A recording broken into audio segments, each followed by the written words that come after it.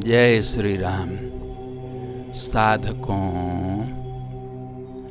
सौर विद्या का प्रशिक्षण आप सबको दे रहे थे। सौर विद्या अभूतपूर्व विद्या है। ब्रह्म ने जगत रूप में आनंद के लिए तप किया। स तपस्ते पे, उसके तप से 3 तेज हुए। एक तेज द्युलोक में गया, वही सूर्य है। दूसरा तेज अंतरिक्ष लोक में गया, वही चांद्र तेज है। और एक तेज धरा लोक में गया, वही भौम तेज है। इन तीनों तेजों से संपूर्ण जगत का वितान हुआ, प्रतान हुआ, संतान हुआ। हम सब सौर विद्या के विषय में कुछ विचार विमर्श कर रहे हैं। साधकों, जैसा आपने पहले दिन सुना था, अब आगे जाने 3 आधारों से ऊपर अब एक चतुर्थ आधार आता है। यहाँ तंतुओं का एक गुच्छ है, समूह है। यहाँ मंडू की शक्ति रहती है।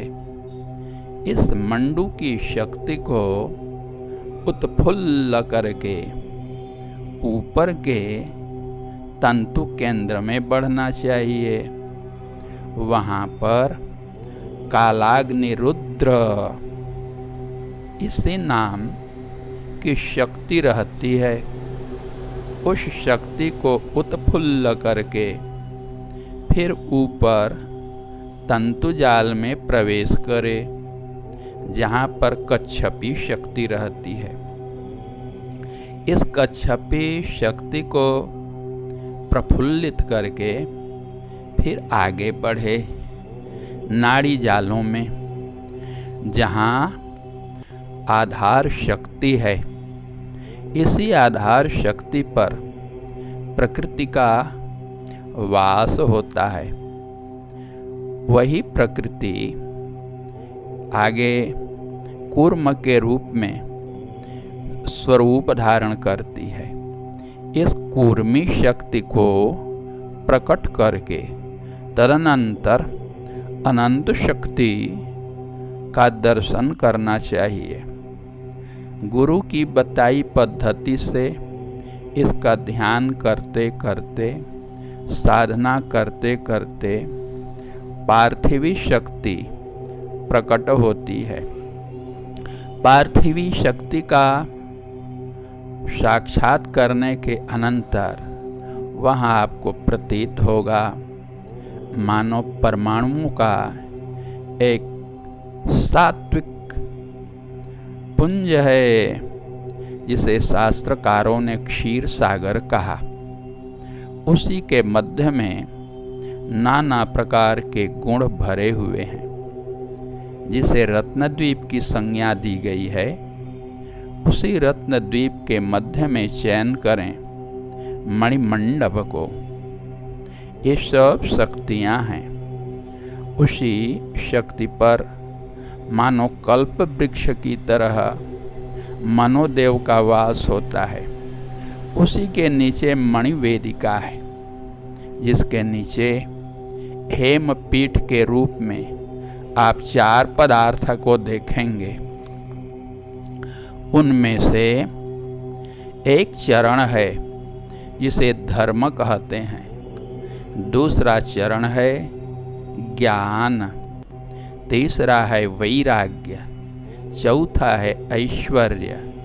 जैसे एक चतुष्की होती है, चौकी होती है, उसके 4 चरण होते हैं, और उसके चारों ओर जैसे खाट के पाटी लगे होते हैं, उसी प्रकार से अधर्म, अज्ञान, अवैराग्य और अनैश्वर्य होते हैं। इस विद्या का प्रशिक्षण देते समय दिल्ली वाले वकील साहब ने जिज्ञासा प्रकट किया था कि गुरुदेव, धर्म, ज्ञान, वैराग्य और ऐश्वर्य तो समझ में आते हैं, ये अधर्म, अज्ञान और अवैराग्य, अनैश्वर्य ये ठीक बैठ नहीं रहा है।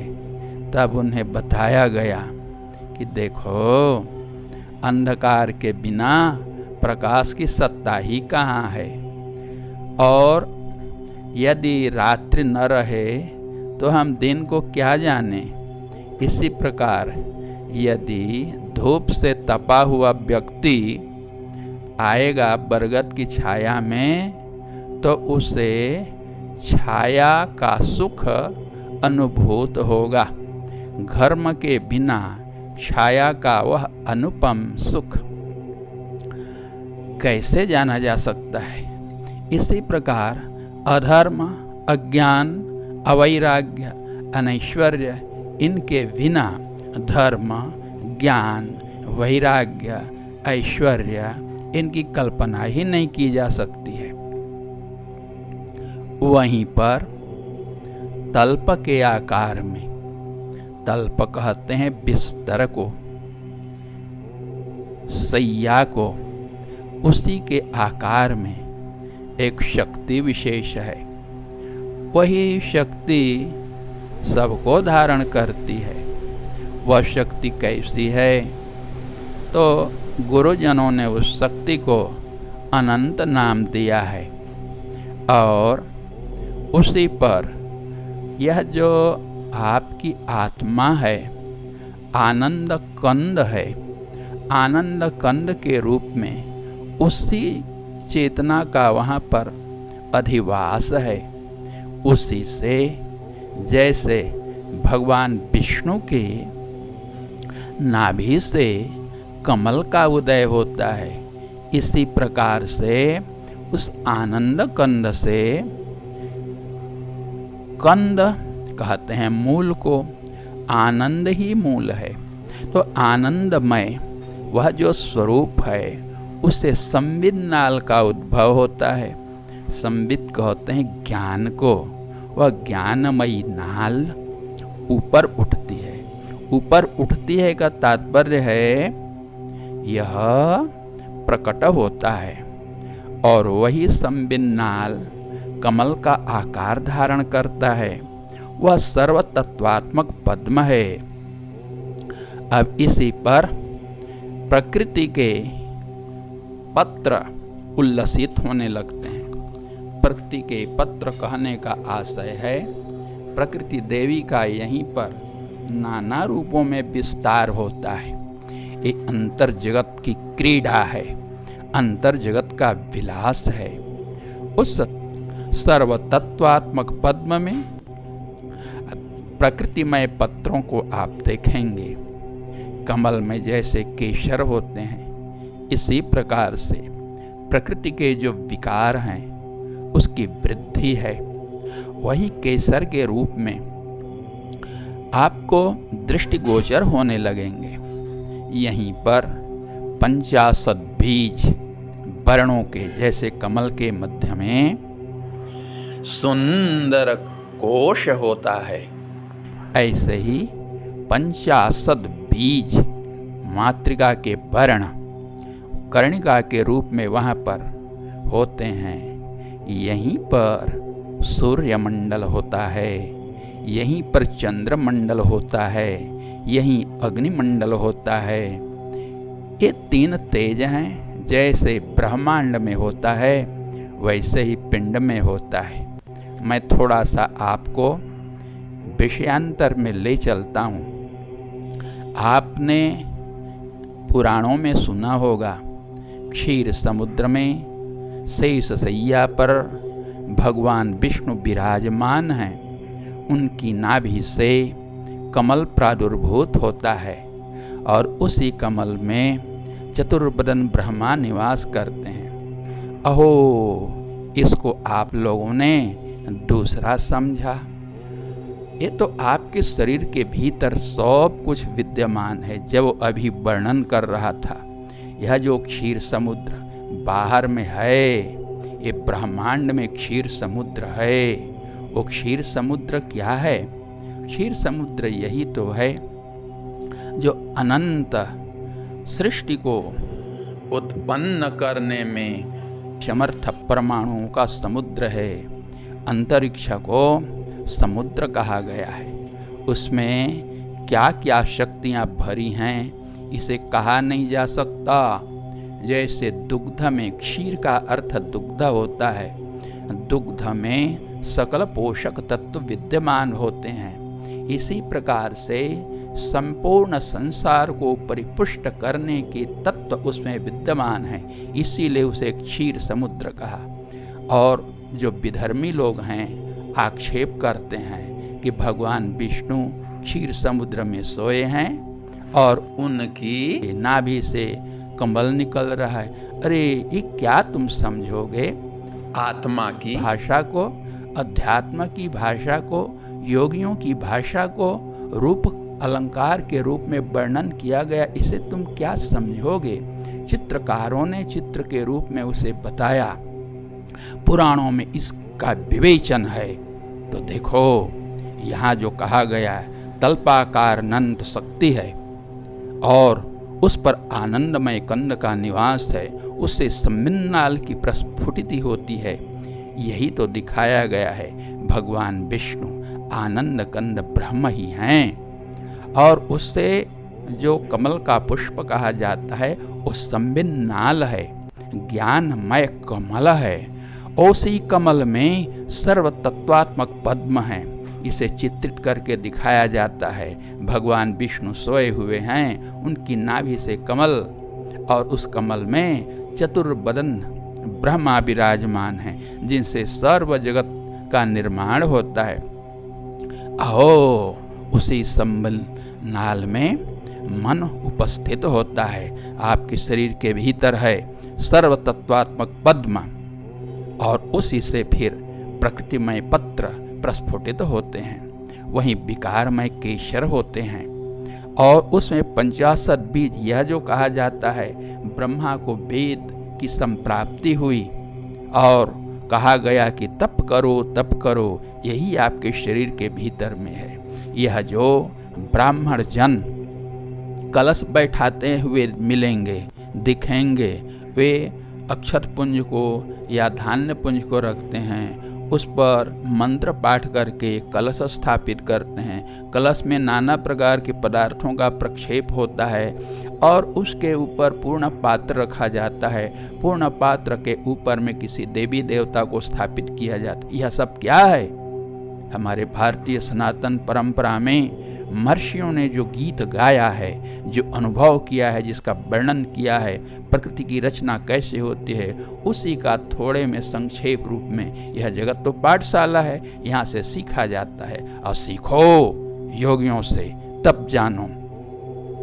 अब वह जो कहा परमात्मा ने तप किया तो 3 तेज उत्पन्न हुआ। अरे जैसे ब्रह्मांड में है वैसे शरीर में है, शरीर के भीतर समझो तो संसार समझ में आ जाएगा। वहीं पर सत्वगुण, रजोगुण, तमोगुण का उद्भव होता है। अब देखिए कितने तरह की आत्माओं का वर्णन है वहां पर। आत्मा उसी से प्रस्फुटित होती है, और उसके बाद है अंतरात्मा, उसके बाद परमात्मा, ज्ञान आत्मा।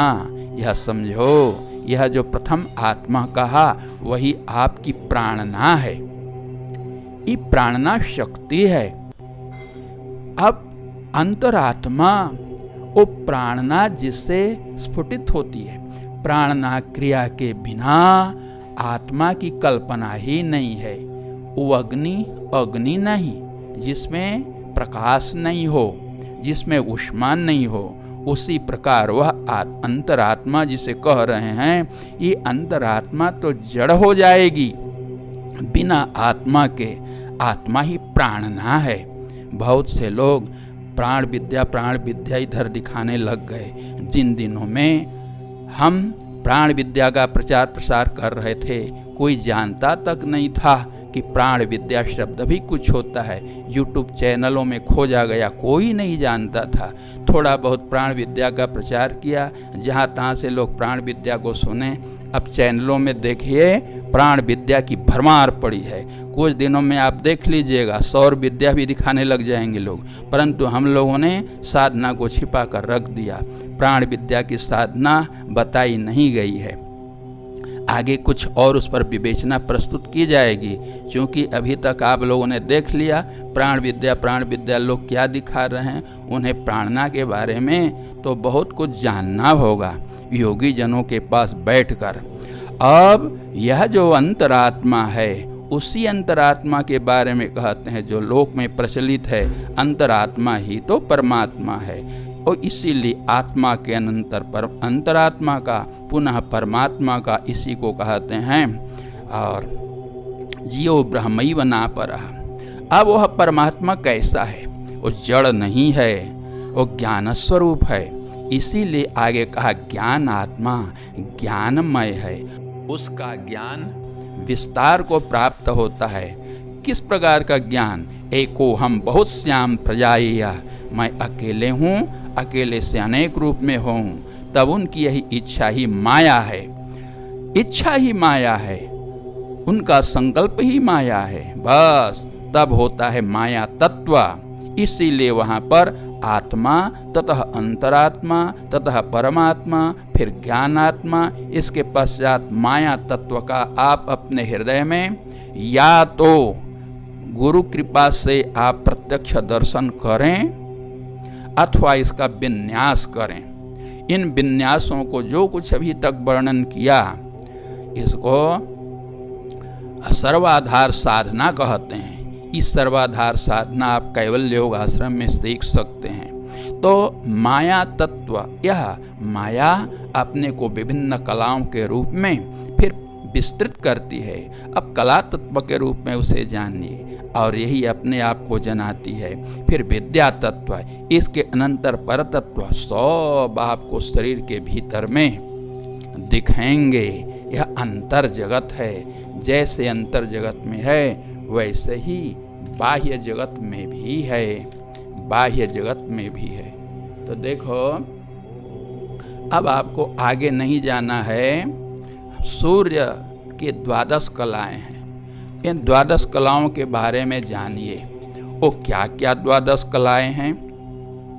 तपिनी तापिनी धूम्रा, मरीचि ज्वालिनी रुचि, सुषुम्ना भोगदा वेश्वा, बोधिनी धारिणी क्षमा। जब अपने आत्म सूर्य का आप साक्षात करेंगे तो ये 12 कलाएं उससे प्रस्फुटित होंगी। ये 12 गुण हैं। तपिनी, और तपती है वो कला, और केवल तपती ही नहीं है, तापिनी, तपाती भी है।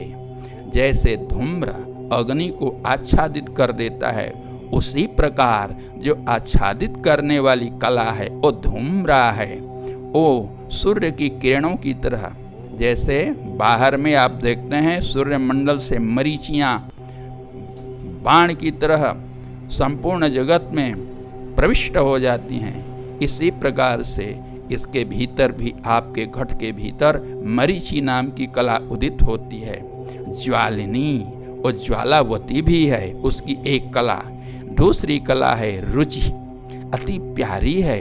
सुषुम्ना केश के अग्रभाग से भी अति सूक्ष्म, अथवा जो कमलनाल तंतु से भी सूक्ष्म ऐसी शक्तियां हैं जो जहाँ चाहें वहाँ प्रविष्ट हो जाती हैं। ये विशेष प्रकार की शक्ति है, इनके बारे में फिर बताएंगे। भोगदा वो भोगों को देने वाली है। विश्वा वो संपूर्ण रूपों को धारण करने वाली है। बोधनी अपने आप को जनाने वाली है। धारणी उनकी एक ऐसी कला है जो सबको धारण करती है। क्षमा वो क्षमा भी करती है। आगे आपको इन सभी कलाओं के संबंध में सुनने को मिलेगा। तो आज हम सब यहीं इसका विश्राम देते हैं। फिर आप लोग इस सौर विद्या के संबंध में जानने के लिए कल पुनः उपस्थित होइए। ठीक है ना महेश जी? शिवम जी गुरुदेव। ठीक, हरिओम तत्सत।